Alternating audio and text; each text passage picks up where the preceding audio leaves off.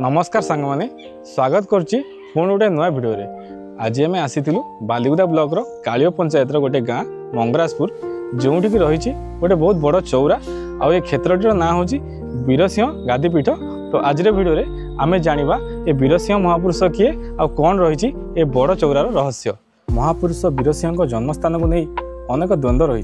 केतेक कहती जे बाबा पश्चिमबंगर नदिया द्वीप में जन्मग्रहण करते, आउ केतेक मतरे बाबा ओडिशार जाजपुर निकटस्थ कौन एक स्थान में जन्मग्रहण करते।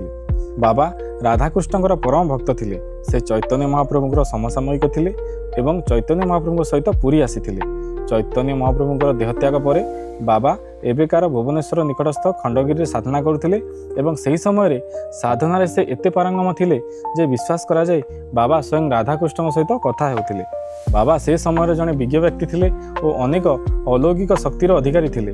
तांकर साधना और अनुभूति की नहीं से किछि पोथी लिखिथिले। सेही पोथी मानक मध्यरु किछि एबे भी एठारे रही अछि जहाकु कि समस्त को देखिबार बारण रही। सेतेबेले एही मंगराजपुर गाँव में लक्ष्मीधर त्याड़ी नाम जड़े व्यक्ति थिले जे कि 16 वर्ष बयस निजर स्त्री और पुओ वत्सलोचन छाड़ी सन्यासी होगा उद्देश्य गृहत्याग कले। समयक्रमे से जाई बाबा वीरसिंह पाखे पहुँचले। लक्ष्मीधर त्याड़ी बाबा वीरसिंह पाखे रही सन्यासी साधना सहित बाबांकर बहुत सेवा शुश्रूषा कले।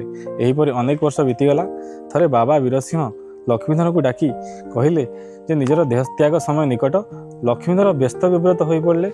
यह संसार नियम बोली बाबा लक्ष्मीधर को बुझाइबा पर लक्ष्मीधर प्रकृतिस्थ हो बाबा निज पाखरे सबुले पाइबा अनुरोध कले। यापर बाबा वीरसिंह लक्ष्मीधर को निजर कमंडलू गोटे पोथी आशाबाड़ी रुद्राक्षमाली आउ गोटे मुग छाल दे निज गृह को फेरी निज घर पाखरे जो बौल गछ और निम्ब गछ एकाठी थी से स्थान में स्थापन करने को निर्देश देले एवं देहत्याग पर चैत्र पूर्णमी से स्थान में आविर्भाव होगापी कथा दे देहत्याग कले।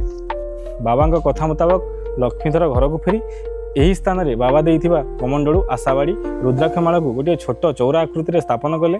अविश्वास हेले सत्य जे सही दिन ठारू यही चौरार आकार बढ़ी चली। कालक्रमे लक्ष्मीधर देहत्याग पर तांको पुत्र वत्सलोचन एवं तांको पोरे तांको नवम पीढ़ीर बलराम त्रिपाठी महाशय वर्तमान एठारे बाबांकर सेवा करुछंती। अनेक भक्त बहुत दूर दूरांतरु आसी बाबांका पाखरे उपकृत होइछंती। निसंतान व्यक्ति संतान पाइछंती। अनेक व्यक्ति दुरारोग्यरू मुक्ति पाइछंती। आखपाख अंचल में यह स्थान को बड़ चौरा बोली कहुए। या ऊपर को साधारण लोक चढ़ाई बारण अच्छी।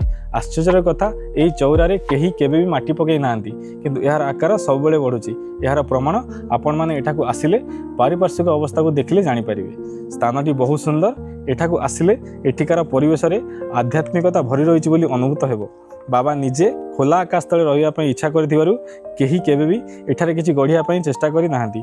केवल बाबांका पाखरे प्रार्थना करी माटी को अटकाइबा पई एही चारिपटे पाचेरी तैयारी करा जायछि। बाबा वीरसिंह पीठरे चैत्र पूर्णिमा वार्षिक यज्ञ बहुत धूमधाम रे पालन करा जाय। सेही समय बहुत दूर दूरांतर भक्त माने बाबांका दर्शन पई एठाकू आसी थांती।